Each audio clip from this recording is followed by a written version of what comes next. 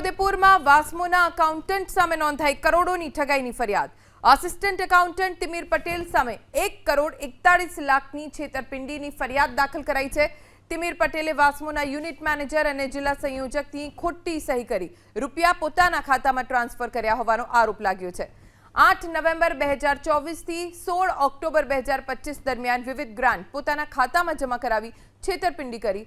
તિમિર પટેલે 10,97,500 પરત જમા કરાવ્યા બાદ 1 કરોડ 30 લાખથી વધુની છેતરપિંડીની ફરિયાદ નોંધાઈ છે। હાલમાં પોલીસે ફરિયાદના આધારે તપાસ શરૂ કરી છે।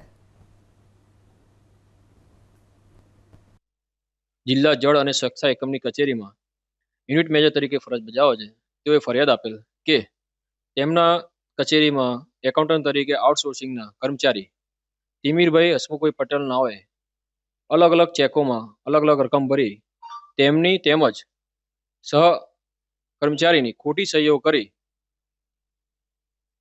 કુલ 1 કરોડ 41,06,820 જેટલી રકમ એચડીએફસી બેંક ખાતામાં આરોપી પોતાના પર્સનલ એકાઉન્ટમાં જમા કરાવેલ, જે બાબતની ફરિયાદ આપી હોય જેની તપાસ હાલ ચાલુ છે।